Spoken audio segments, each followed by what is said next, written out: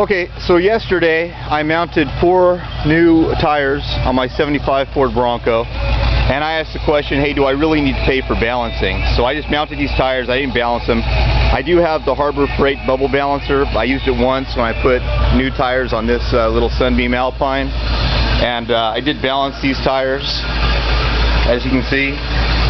But I don't know, that bubble balancer seemed like voodoo to me, you know. I get the idea, you put the bubble in the middle and now your tire's balanced, but there's so many more things that go into balancing that if you really want a good balance on your tires, I think you need to take it to a garage that's got the right equipment to do it correctly. I bought the bubble balancer because I figured if it was good enough for 1940, it'd be good enough for today, but I don't think so. That's just my opinion. So my next question is, do you really need mounting and balancing? It's like burgers and french fries. Do you really need the french fries? So I mounted these tires and I didn't balance them, and I went down the road and I got up to 70 miles an hour and I didn't have any vibration at all. So really, what have I been paying for all these years? From now on my old cars, I'm just going to mount the tires and I'm not going to balance them. I'm going to go down the road. And if it's terrible and there's a vibration, which I didn't have with this Bronco, then I'll take the tires back off. I'll take them to a garage and I'll say, hey, I got 4 new tires. I've already mounted them. How much for balancing? Or maybe I'll ask the guy, hey, how much for mounting and balancing? And he'll give me a quote and I'll say, okay, how much just for balancing? I bet you I can get it cheaper. So if I need it, that's what I'm going to do rather than use my bubble balancer. What I mentioned in one of my videos when I was talking about my fun little motorcycle radio and the cheap little speakers that I got on eBay for 25 bucks, I was talking about my 4-speed transmission. This car came with an automatic with a 3-speed. They also came with manual transmission 3 speeds. And I put a 4-speed in it, and I kept the transfer case.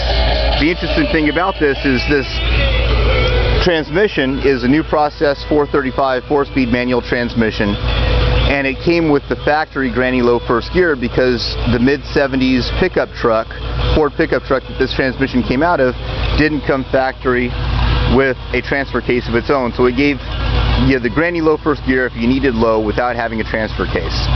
So now I've got the granny low first gear for a guy who doesn't have a transfer case, but I've adapted my transfer case behind this transmission, so now I can put it in 4-wheel low with the transmission in first gear. It's insanely low. I've got the transfer case shifter in 4-wheel low right now. As you can see, I'm going to go ahead and lock these hubs. Now, when I lived in Las Vegas, there were a lot of really nice off-road steep hills I could go down to demonstrate this better. I mean, really, with it in 4-wheel low like this, it doesn't matter how steep the hill is. You can go down any hill you want. And you don't need brakes because it's geared so low. There's first gear.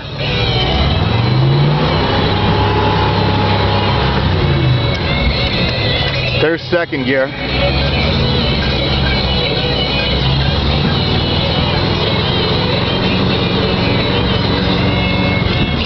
There's third gear.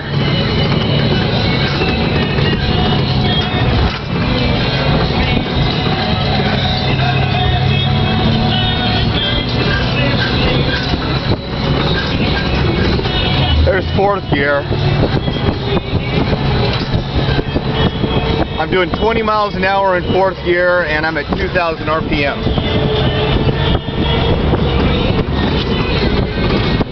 So that's about it.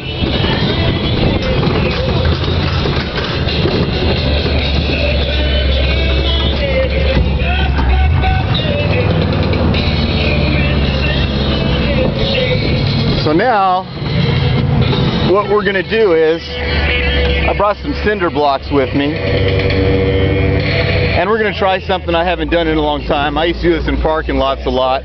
Speaking of disasters, and it was fun. On the year of 3 Mile Island, the Iran hostage crisis, and disco demolition night at Kaminsky Park. The sound of 79 continues. Pretty flat around here, South Carolina, and my property anyway. I've got this little sinkhole that's starting. That's about it for off-roading, but we can make it interesting if I add these. Stuff. And the only thing better than cars.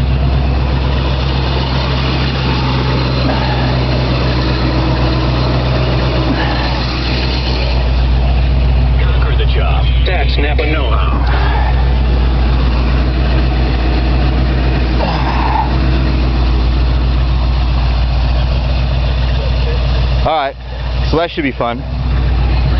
Let's go try this. That's 2 points. Oh, and Gregor's got more glass. For sure, convenient. 3 things to succeed. Hey, and 1-800. I know that number by heart. There's reverse. There's hundreds of branches too, like I said. The one secret to keep this boat smoothly is Granger. Get it? Got it? There's first gear. Well, put Granger.com. Step back. And, For the ones. anyway, like I say, first gear, pretty low. You're a loved one living alone, like I was. Alright, so that's And first you gear. want reliable senior care in action. And, oh, there's my neighbor. Wave. I don't know if you can see him. Looks pretty small in the camera. Anyway, so, I've gone ahead and I've gotten out of the vehicle. Just giving me names. They found me a place for what she could afford, and it was magnificent. We're now very confident. Try not to run over the neighbors. They just helped every. Right? They want to run you over. Don't get in front of the truck, you might get run over. Find reliable It seems to be driving by itself right now. No, I'm not selling this one. You can trust them. I've had this one forever. If you're struggling to find reliable senior living information for your mom or dad, So we're going to have to wait a while to get the free help you need during this turbulent time. Call now. 800 because we're not moving very fast. 7530. But we'll make it back over to those cinder blocks. 530. And while we're waiting to get there... Hey, no. Back away. Sorry. Don't mean to yell. You don't want to get run over. There's nobody driving this vehicle right now. Absolutely not safe, right? You can't get a Honda Civic for 109. Just stand there and watch. Watch what happens. Honda, new Civics are just one. Alright, so now I've got a captive audience. Yeah, and Bennettsville Honda has new CRVs, just $209 a month. I'm picking mine up today. Well, I say, let's all head to the new Bennettsville Honda right now. Now, Bennettsville Honda and Bennett. Alright.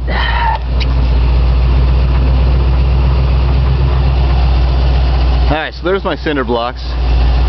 Now I just need to kind of line this thing up so that I hit them.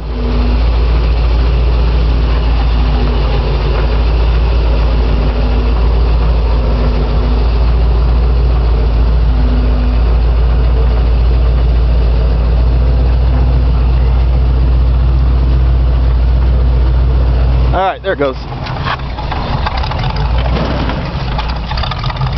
Yeah, how about that, huh? Yeah, is that sweet? Yeah, that's nice.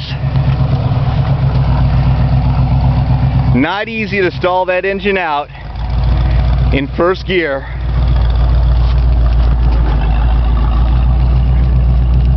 Four-wheel low like that.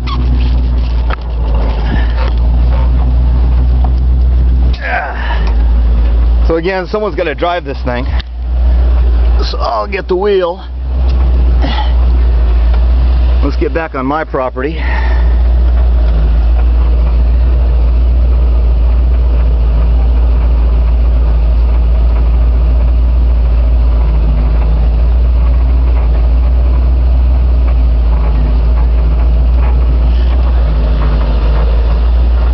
Anyway, that's something I discovered in a parking lot, that I always knew that I could go down some really steep hills if I was in first gear, four-wheel low,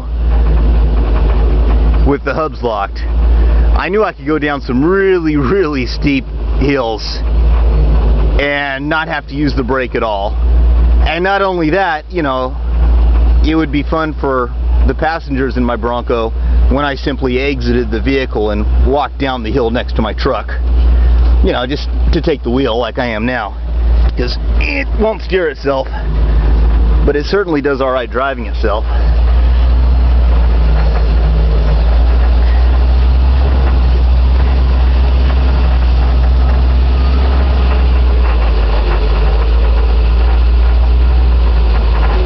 And here we go again. Better hold on to something. There we go. There we go. So driving around parking lots like that, I found out that if it hit a curb, it would slow down and it would sound like it was going to die, and then it just wouldn't die. I popped out of first gear and I popped into neutral, but not much of an issue because I can just pop it right back in first gear. And I'm driving again. There go the neighbors off to church. And there's second gear.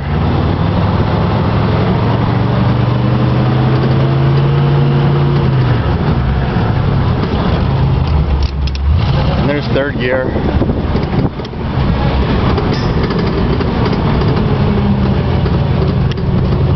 But yeah, point being, new process 435 transmission, granny low first gear, 4-wheel low.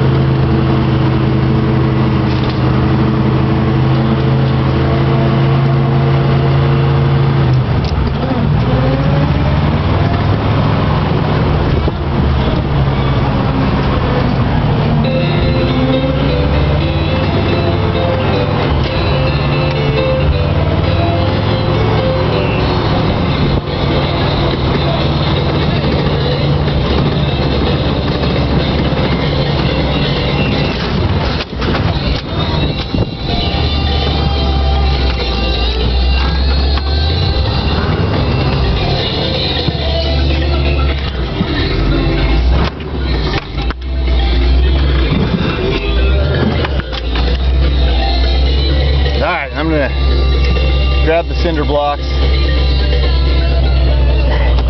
And I guess this video is long enough.